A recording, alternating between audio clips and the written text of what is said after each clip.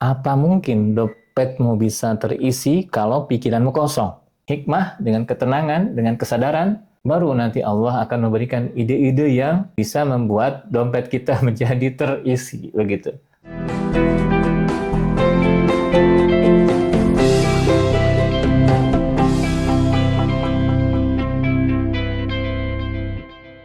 Ada yang pernah ngalamin kondisi di mana dompet benar-benar kosong, saldo ATM tinggal puluhan ribu, tapi kebutuhan kita numpuk, apalagi keinginan ya, keinginan banyak.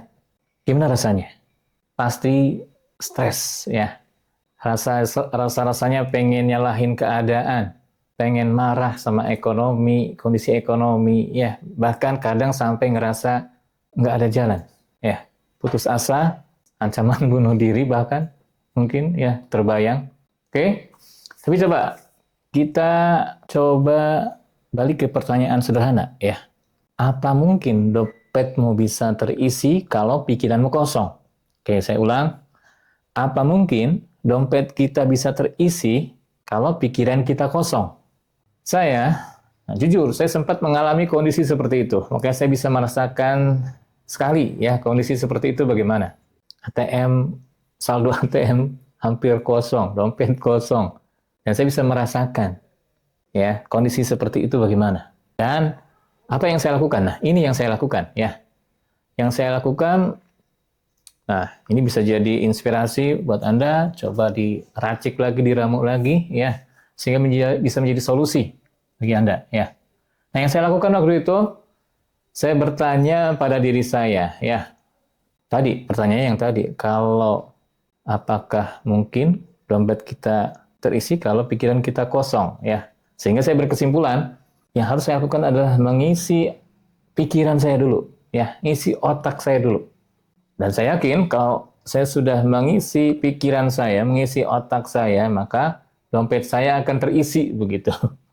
Cara berpikir seperti ini, pola pikir seperti ini, pola pikir jangka panjang ya.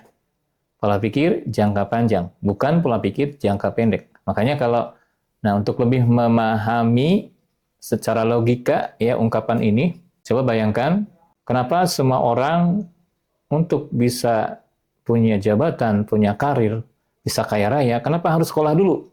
Dari TK ya, TK, SD, SMP, SMA, kuliah, baru kerja nyari uang ya. Nah itu, yang dilakukan nggak langsung kerja nyari uang, tapi belajar dulu ya. Belajar dulu, mengisi pikiran kita dulu, mengisi otak kita dulu. Ini kerangkanya jangka panjang ya. Oke, bisa dipahami ya. Nah, banyak orang salah fokus. Banyak orang yang salah fokus ya. Begitu kondisi ekonomi lagi sulit misalnya, mereka buru-buru nyari cara instan buat dapat uang.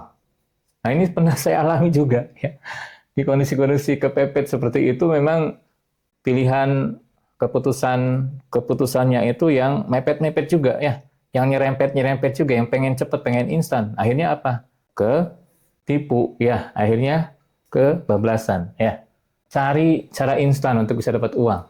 Pinjam sana-sini, itu yang paling mudah ya. Ikut bisnis yang nggak jelas. Ikut investasi yang akhirnya itu investasi bodong ya. Ujung-ujungnya ketipu. Atau nyari kerja asal ya. Dan nyari kerja apa aja asal dapat uang, asal dapat gaji gitu ya. Kalau Anda fokusnya ke hanya jangka pendek seperti ini, maka dalam jangka panjang Anda nggak akan dapat ya. Nggak akan dapat perubahan yang signifikan.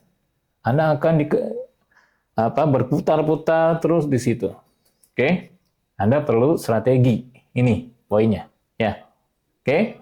Kalau Anda hanya ngejar-ngejar tadi kondisi jangka pendek ya, tujuan-tujuan atau target jangka pendek dan lupa yang jangka panjang, ini bahaya. Ya, ini bahaya.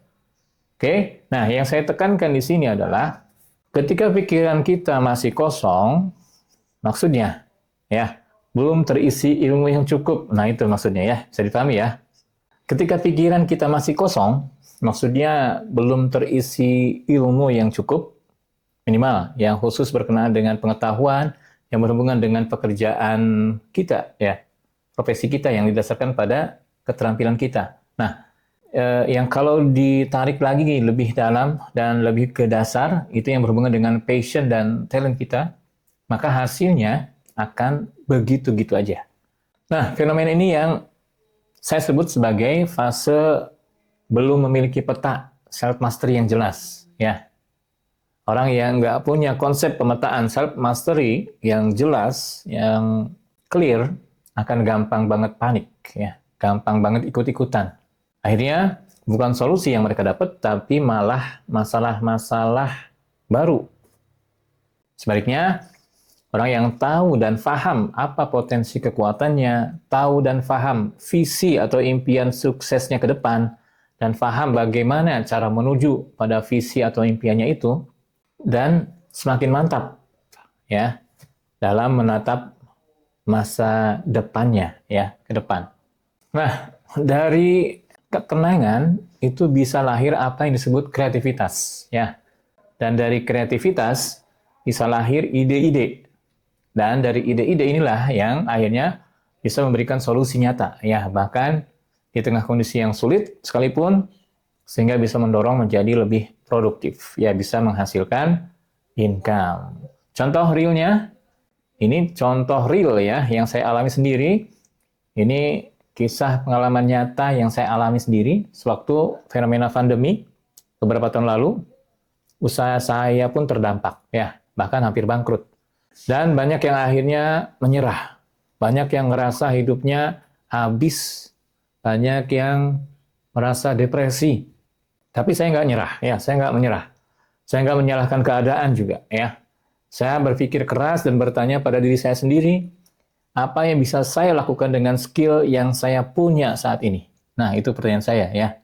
Apa yang saya bisa lakukan dan produktif yang berdasarkan pada skill saya yang saya miliki. Akhirnya saya sadar bahwa saya punya keahlian, salah satunya membuat dan menyajikan presentasi ya tentang materi-materi yang saya kuasai, yang menjadi bidang saya, yaitu bidang entrepreneurship, manajemen bisnis, digital marketing, ya karena itu memang bidang yang sesuai dengan akademik ya dan pekerjaan saya sebelumnya.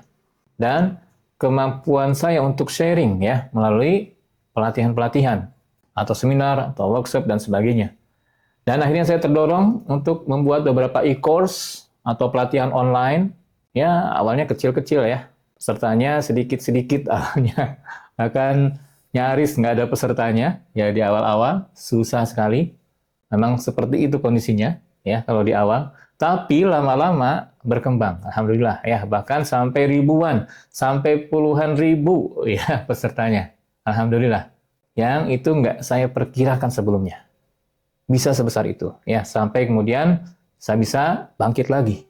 Nah, kalau waktu itu saya panik misalnya ya, dan saya mengambil keputusan atau saya nggak melakukan perubahan sama sekali, mungkin saya nggak akan menemukan ide itu.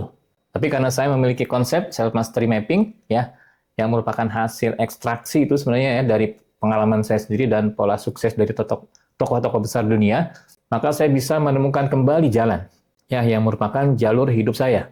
Ketika tiba-tiba terjebak dalam situasi kondisi yang nggak bisa kita kendalikan, misal tiba-tiba pandemi seperti beberapa tahun lalu, kita bisa mengambil jalan solusi yang lebih baik sehingga kita bisa kembali bangkit, ya, bisa sukses kembali.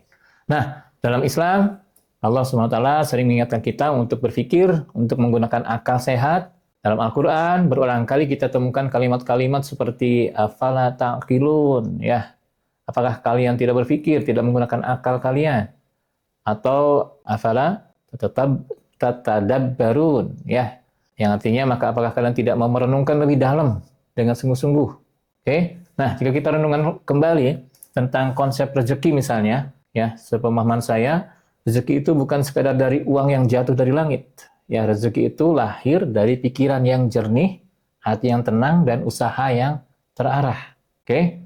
Makanya, ya kembali ke konsep di awal ya, kita harusnya mengisi dulu pikiran ya dengan ilmu, dengan hikmah, dengan ketenangan, dengan kesadaran, baru nanti Allah akan memberikan ide-ide yang bisa membuat dompet kita menjadi terisi begitu. Oke, bisa dipahami ya? Kenapa kita harus mengisi pikiran dulu sebelum mengisi dompet? Ya. Jadi kalau Anda lagi ngerasa kepepet saat ini, ya apa yang dilakukan? Jangan buru-buru panik, ya. Jangan langsung nyalahin keadaan, jangan nyalahin kondisi ekonomi, politik yang lagi carut marut segala macam, ya. Ingat kalimat saya ini, isi dulu pikiranmu, baru dompetmu, ya. Ini salah satu kunci dari self mastery mapping, ya.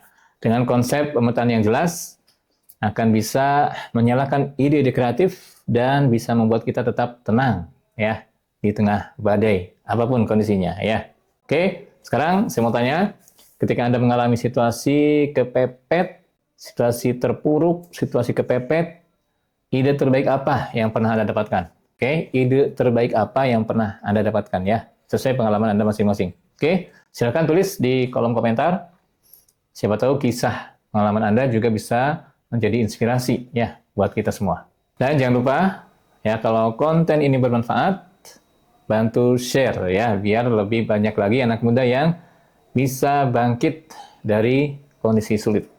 Assalam.